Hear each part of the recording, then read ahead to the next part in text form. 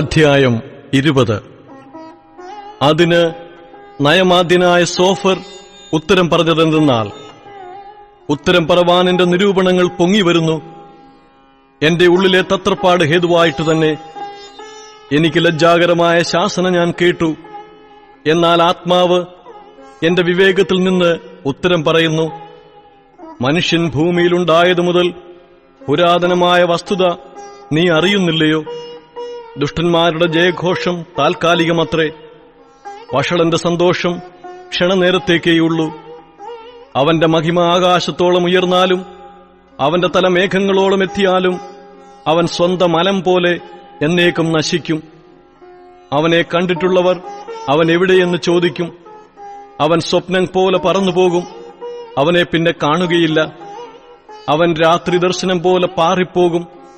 അവനെ കണ്ടിട്ടുള്ള കണ്ണ് ഇനി അവനെ കാണുകയില്ല. അവന്റെ ഇടം ഇനി അവനെ ദർശിക്കുകയുമില്ല. അവന്റെ മക്കൾ ദരിദ്രന്മാരോട് കൃപയാചിക്കും. അവന്റെ കൈ തന്നെ അവന്റെ സമ്പത്ത് മടക്കിക്കൊടുക്കും.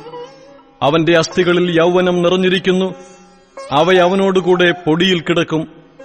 ദുഷ്ടത അവന്റെ വായിൽ മധുരിച്ചാലും അവനത് നാവിൻ കീഴെ മറച്ചുവെച്ചാലും അതിനെ വിടാതെ പിടിച്ച് വായ്ക്കകത്ത് സൂക്ഷിച്ചുവെച്ചാലും അവന്റെ ആഹാരം അവന്റെ കുടലിൽ പരിണമിച്ച് അവന്റെ ഉള്ളിൽ സർപ്പവിഷമായിത്തീരും. അവൻ സമ്പത്ത് വിഴുങ്ങിക്കളഞ്ഞ് അത് വീണ്ടും ഛർദ്ദിക്കേണ്ടിവരും. ദൈവം അതവന്റെ വയറ്റിൽ നിന്ന് പുറത്താക്കിക്കളയും. അവൻ സർപ്പവിഷം നുകരും. അണലിയുടെ നാവ് അവനെ കൊല്ലും.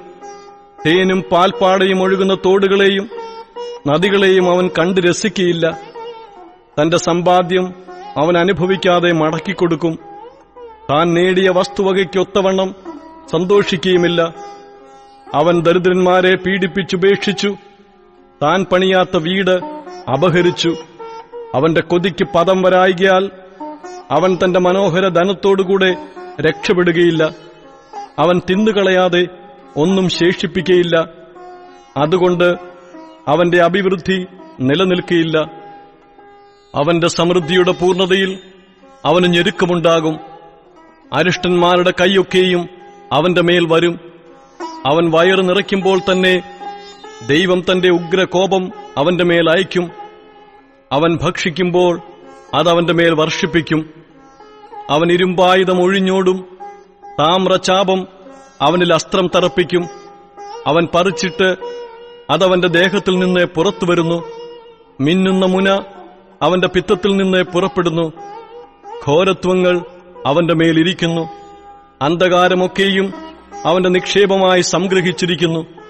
ആരുമൂതാത്ത തീക്ക് അവൻ ഇരയാകും. അവന്റെ കൂടാരത്തിൽ ശേഷിച്ചിരിക്കുന്നതിനെ അത് ദഹിപ്പിക്കും. ആകാശം അവന്റെ അകൃത്യത്തെ വെളിപ്പെടുത്തും. ഭൂമി അവനോട് എതിർത്തു നിൽക്കും. അവന്റെ വീട്ടിലെ വരവ് പോയിപ്പോകും. അവന്റെ കോപത്തിന്റെ ദിവസത്തിൽ അത് ഒഴുകിപ്പോകും. ഇത് ദുഷ്ടന് ദൈവം കൊടുക്കുന്ന ഓഹരിയും ദൈവം അവനു നിയമിച്ച അവകാശവുമാകുന്നു.